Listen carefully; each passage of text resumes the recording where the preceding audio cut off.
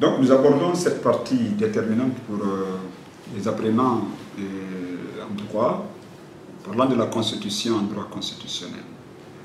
Vous savez, on peut être tenté parfois de présenter le droit constitutionnel comme le droit de la Constitution, bien que c'est une terminologie incohérente pour un spécialiste que nous sommes, mais le droit constitutionnel ne peut exister qu'en vertu d'une constitution, qui ne peut exister qu'en vertu de l'État. Et voilà la logique de notre cheminement. La Constitution représente pour l'État ce qu'une pièce d'identité représente pour un individu.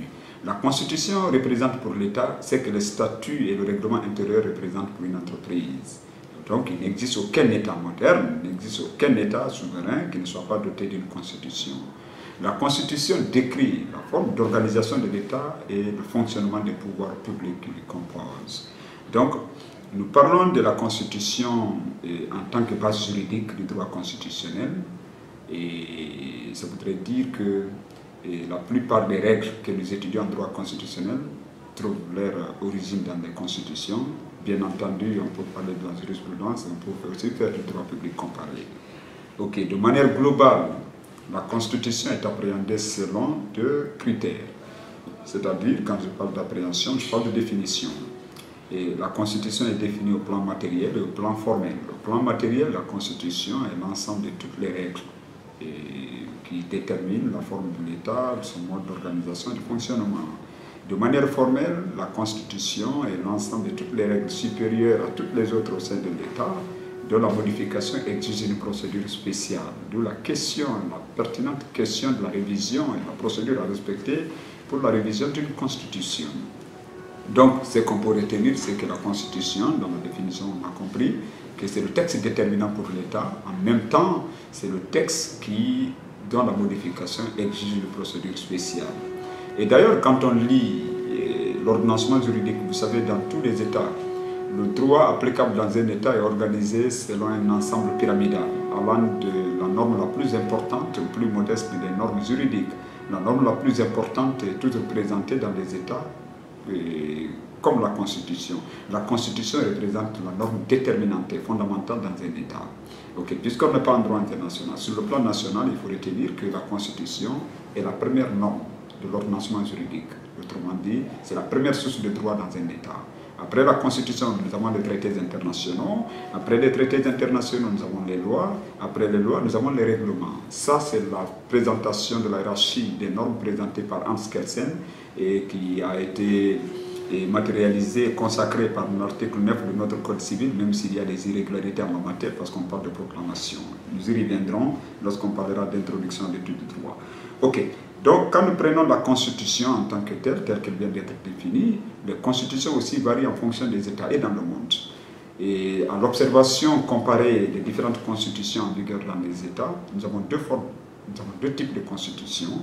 Nous avons les constitutions écrites et les constitutions coutumières. Mais oui, naturellement, quand on dit constitution écrite, ça veut dire que l'opposé, c'est des constitutions non écrites. Mais nous ne parlons pas du caractère littéral, nous parlons plutôt de la valeur juridique des dispositions constitutionnelles. Quand nous parlons d'une constitution écrite, ça veut dire que le pouvoir politique s'exerce conformément aux règles prédéfinies, alors que dans une constitution coutumière, c'est les règles qui s'adaptent à l'exercice du pouvoir. Autrement dit, c'est les règles qui capitalisent la pratique. Mais ici, dans les constitutions écrites, c'est la règle qui précède l'exercice et l'exercice du pouvoir doit se faire conformément aux règles. Donc, à titre d'exemple, notre constitution est une constitution écrite. La constitution britannique ou dans la Grande-Bretagne est une constitution coutumière. Parce que là, c'est une constitution qui s'inspire et qui se modifie facilement. Il n'y a pas de procédure de révision. La constitution s'adapte aux pratiques. Mais nous, chez nous, la constitution, c'est les pratiques qui s'adaptent à la constitution.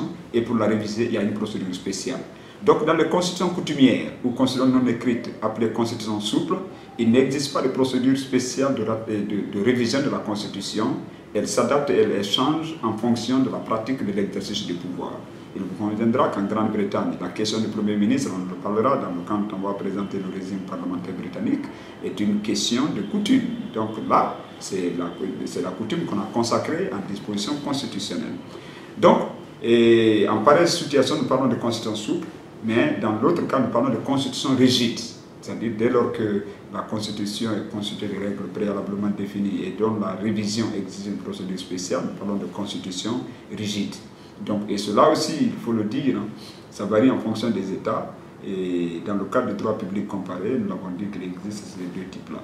Et la constitution guinéenne qui nous intéresse, a priori, est une constitution écrite et qui occupe le sommet de la hiérarchie des normes, même lorsqu'il faut relativiser cette position et lorsqu'il s'agit de parler du droit international, parce que la Constitution elle-même, elle reconnaît tacitement la suprématie du droit international à partir de ces dispositions des articles 149, 150 et 151 de la Constitution du 7 mai 2010.